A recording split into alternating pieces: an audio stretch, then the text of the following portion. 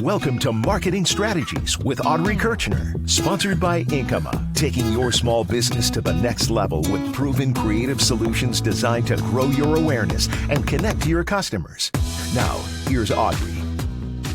Hi, this is Audrey Kirchner. I'm the co-founder and chief marketing strategist here at Inkyma. Inkyma is a full-service marketing agency, and we bring that big agency feel, that process to the small business owner. We do marketing strategy, branding, website design and hosting, content marketing, search engine optimization, social media, and digital advertising. To learn more about what we do, ask us a question, or schedule a marketing evaluation for your business, go to our website, inkyma.com. That's INKYMA.com.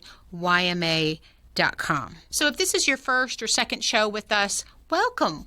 I'm so glad that you're listening. All of our previous shows are on the website, and then we do have a podcast. You can go and listen to them anytime you want. The podcast players we support at the moment are Podbean, Spotify, Apple, Google, Amazon Music, and Audible. And if you have any type of listener that you want us to add the podcast to, we're more than willing to give it a try. So this week, we're going to talk about networking, going to events, and helping to promote your business. And networking is a marketing tactic. And so what I want to talk about in this episode is how to make that work for your business. So let's start with what network marketing is. Networking, if you really look at it, what are you doing? You're going to an event, you're meeting a whole bunch of people, you're setting out a very big net, and then you're hoping that through enhanced communication, relationship development, and activity that you will start to catch some fish eventually just by increasing exposure, increasing your name brand. That was Tyson Lease from Colorado Foothills Properties. That's episode 8 in the podcast. And I encourage you to go listen to the entire podcast because they talk a lot about network marketing and give you some good thoughts and tips. So my definition of network marketing is you go to an online or in-person event to meet other business owners to generate leads and awareness for your business. This tactic, which it's a network marketing is a tactic. It's really, really good for business to business. So if you're a business that sells to other businesses, if your product or service is what I categorize as less desirable, or if you have high ticket products or services, both of those you have to build a lot of trust. Business to business, it's a relationship type of thing. And so less desirable product or services, they're really your marketing companies like me, financial services, insurance, debt collection, banks, life insurance, financial advisors, any type of product or service that people really aren't jazzed about buying, but they kind of have to anyway. You want to build trust in a relationship first. That's going to be the best and fastest way for you to get business. These type of businesses typically don't do well if they only do like digital advertising, or they try to rely on email and social media. They just don't get the traction. It might take years and years just to start building up a following of people that will actually respond to those tactics, because people will ignore them until they absolutely have to do it. So let's talk about the different types of networking organizations you can join, or that you can have your business development team or your sales team join, because there are differences between them. So the first one is what they call the one-seat networking groups. They're like BNI and Latif. BNI is probably the one that people know the most. And then there are groups that form locally by independent people where they offer only one seat per category.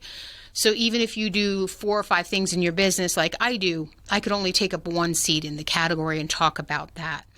The primary objective of this particular type of networking group is to refer business to each other. That's what they talk about. They encourage you to build relationships. You help each other get leads. And then the nice thing is technically there's no competition in the room. In other words, there's not 5 financial advisors that everybody's trying to get to know and figure out how they refer to all 5 of them. Another type of networking group are your local chambers of commerce. They are relationship building groups, and anyone can join. Their primary focus is to support and build the local business community. So all of their events are driven to help drive the business community. So how you get involved there is, they're going to have networking meetings, but other ways to get involved is to volunteer or become part of a committee or, depending on your business, sit on the board of director to really get involved and get saturated and to use it as best as possible. And then there are Rotary clubs and other types of not-for-profits, and their primary objective is to support the community through good works. Secondarily, you get to meet other business owners, other people that like to volunteer, and you build relationships that way so that those folks will refer you out. And then development groups, mastermind groups, their primary objective is to better the person or better the business person, depending on what the mastermind group is for. There's some that where they're just different business owners trying to help each other run their businesses well. But what all of these have in common is that you're building relationships with other people that can refer you business and that you can do the same too. So let's talk about the pros and cons a little bit of network marketing as a tactic. So we'll start with the pros. It's a small cost to invest. You'll see your startups or your solopreneurs, those that it's just them and their business, they'll start here because they have more time to invest than they have money. There's an annual membership fee for most all of these groups. Some are absolutely free, or there's an event fee. The other pro, aside from you building relationships to get business, you build relationships with people that you use their product and services, and you get to know them really well. I like network marketing. It works for my business. It works for me because I can text my banker, my roofer, or my auto mechanic. They know who I am. They know me by name. They're going to take my phone call, which is really valuable if you have a leak in your roof or there's a problem with your car. You get a little bit of special treatment because you're business friends. And the other nice thing about building a really, really strong network is not only do you get business, you can give business, but then you become the go-to person for pretty much everybody in the community once they find out who you are to ask you for a referral for someone. I used to get that all the time when I was back in New Jersey, and I had this huge business network. People would come to me, do you know this person? Do you know that person? And I always had a guy for everything, for everybody. And I liked being that person to help other people. Let's talk about the cons or the not so great parts of network marketing.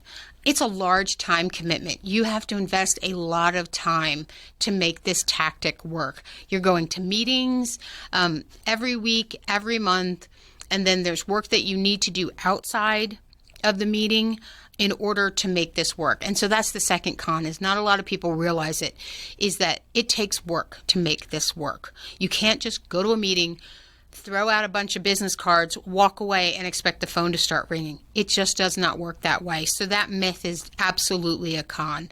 When you build these relationships, that's where the magic happens. So now let's start talking about how to create a follow-up strategy, a plan, so that you can maximize your investment of time and money if network marketing is right for your business. Meeting people on a surface level and then getting their contact information and setting up what I'll call one-on-ones. Yeah. To sit down with them, have coffee, have lunch. Usually, you try to do it for a half hour, but it ends up being sometimes an hour, hour and a half.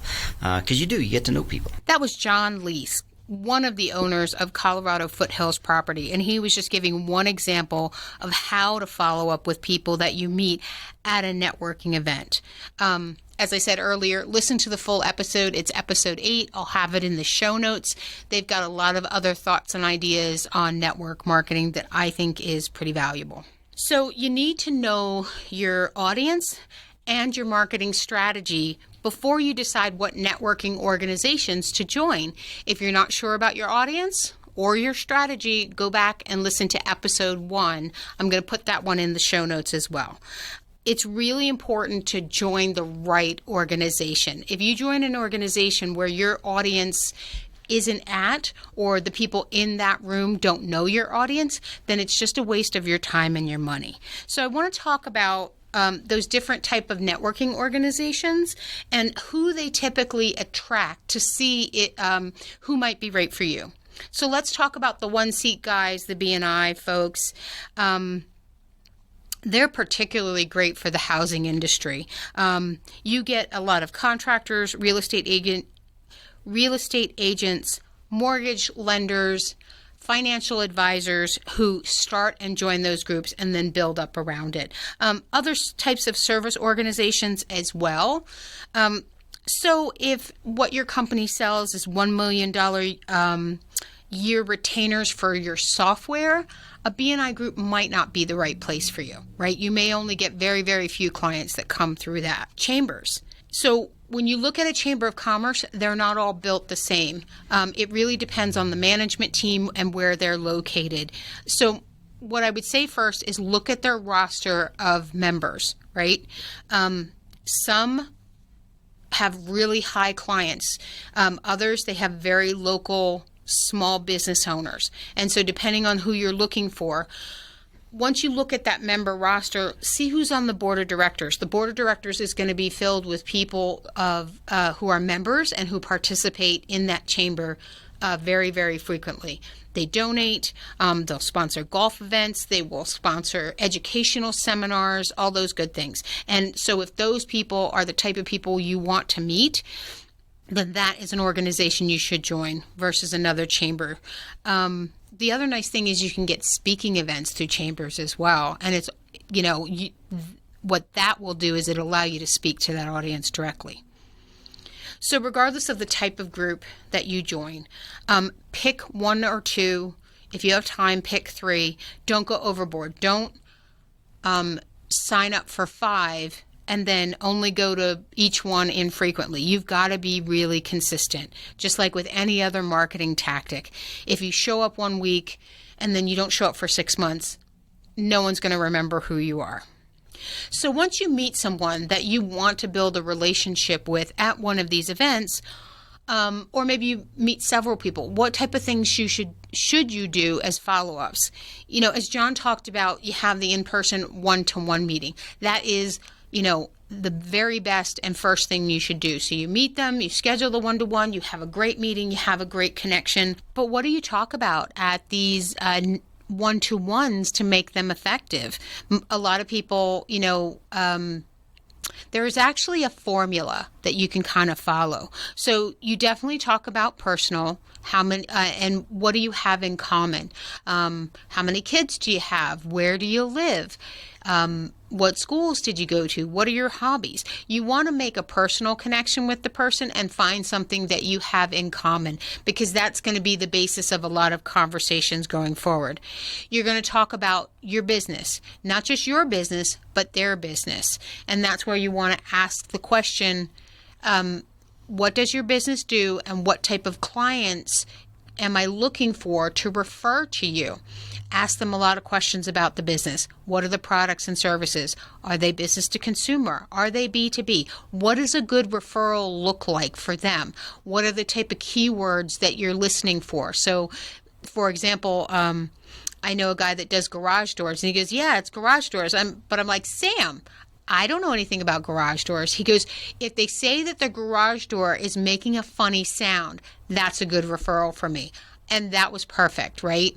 If it's going up and it's making a funny sound. And so those are the type of keywords I was listening for to give him a referral.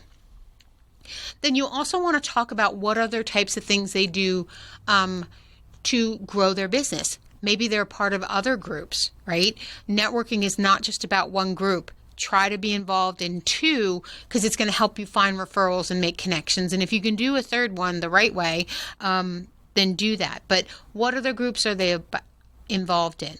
What do they like about those groups? What other types of businesses are in that group? And a lot of times that will spur them to say, oh, why don't I invite you as my guest? And you can come.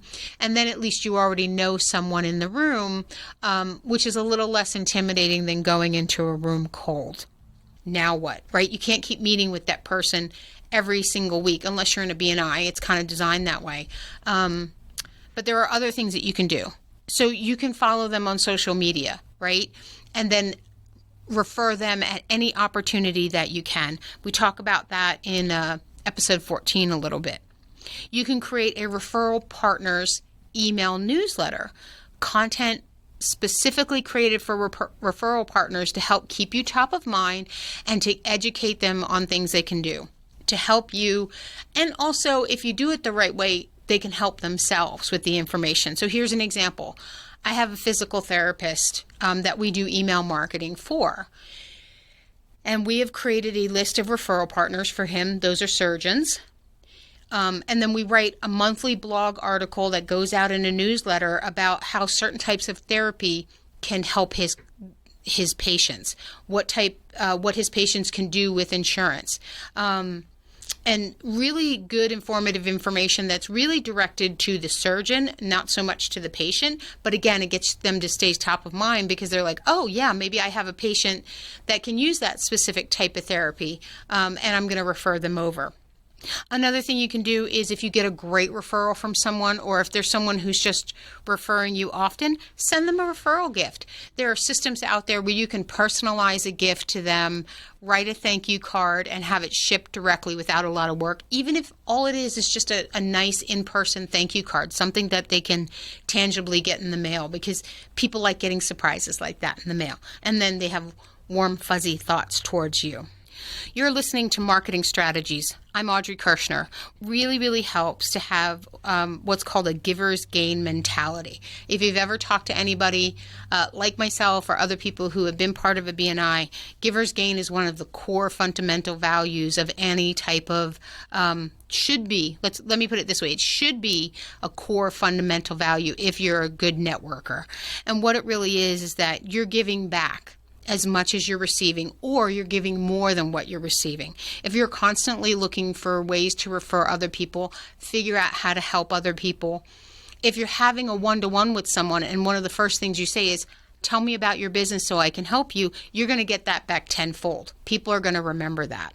So when you're networking, make sure you're looking for people that have that giver's gain mentality, that they're really willing to listen to you about your business just as much as you're willing to listen to them about their business. And I'm going to put a link in the show notes to a BNI podcast about giver's gain so you can learn more about that. You're listening to Marketing Strategies. I'm Audrey Kirshner. We are talking about making network marketing work for your business. So now is the time for you to take some action. All this information is great, but unless you do something with it, it's not going to be very valuable to you. So the first thing I want you to do is I want you to research a networking group. Go visit them. See if they have your audience in the room. Do they have that giver's gain mentality?